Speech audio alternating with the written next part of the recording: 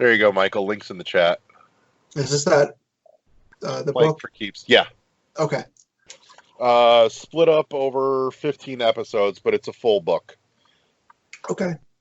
But yeah, she wrote the whole thing and put it out for free. Patio Books has the whole thing all.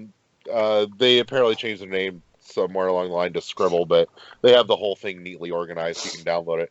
There's tons of good stuff on there too. Scott Sigler, I believe, has some of his up there, which are really good.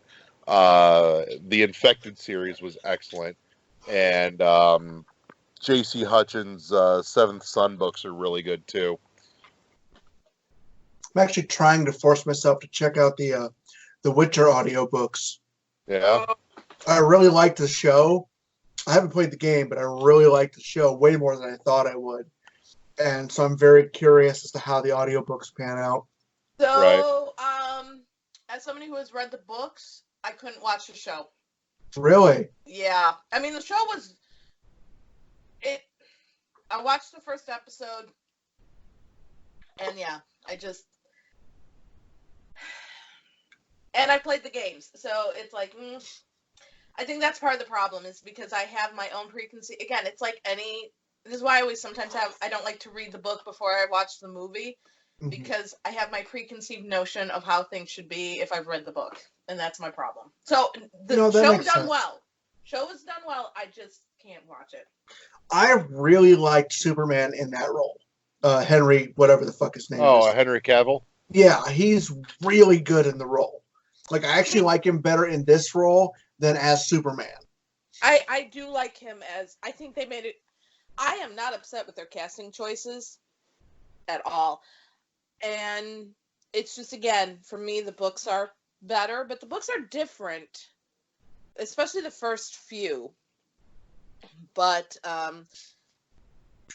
yeah, it's just, again, and then having played the games, especially The Witcher 3, it's just... But again, these are meant to be when he was younger, so that's the other thing. The games are when he was older. The book series starts off when he was younger, and then when he gets older. So it's just different. Is the book like? I mean, I'm sorry. Is the game like just an adaptation of one of the books, or is it like a second story all of its own? It's taking the characters from the books, and they made their own story. Now, the three games all kind of tie into each other a little bit, and there's references, but not like where you have to play the other games to get, like... So if you want to start with The Witcher 3, you don't have to have played The Witcher and The Witcher 2 to get to that point. Okay.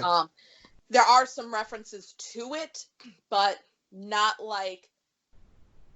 They're subtle enough that... you kind of... You're not missing anything if you don't know them. And they're basically just... It's their own standalone stories that have nothing... That it kind of take what was the book series and kind of like make their own stories from it. So it's got that very similar vibe from the books, just told differently. Okay. So. But The Witcher 3, that is an awesome game. I've heard a lot of good things about it. That is a great open world game. Really? I like it better than Skyrim. I didn't realize it was open world. As I know practically nothing about it. Well, it's open world to a point. So like there are different areas that you can fast travel to. So there are some divisions, but for the most part, once you get past the tutorial campaigns and you go to the bigger world, it's very open and there's so much exploring. I mean, the map is huge and the areas are just huge once you start exploring, and there's just so many side quests, so many stories, so much detail, and the world is very active. So whereas like Skyrim, if you played Skyrim, there doesn't seem to be a lot of activity and everything seems very sparsely populated. That's not the case here. You are constantly running into... It has the openness of it, but you are also still finding people. You are finding patrols. There's constant running into people. You go into the cities and towns, and they are populated. And depending on what time of day, there's either a lot of people out or not as many people out. So it's really immersive. Yeah, I'll have to check it out eventually. It's one I've been meaning to check out anyway. It's just, I haven't had time. It's definitely one you have to learn the mechanics, but the books are really good too, and I enjoy the books. I have the books, but and the show, like I said, I like the show, but they're all stories I've already read, so that's the thing I think too. It's like I'm re-seeing word for word. I mean, I liked Yennefer's backstory. That is not in any of the books. I liked how they did that. I really enjoyed that whole concept. I don't like that they changed Dandelion. The bard. I know he's got a different name. I wish they'd stuck with his name. Yeah. I wish they hadn't changed that character as much as they did, but no, I think they casted it very well. And I'm sorry, we're getting off topic. We need to keep going. Sorry. That's all right. I just like the game.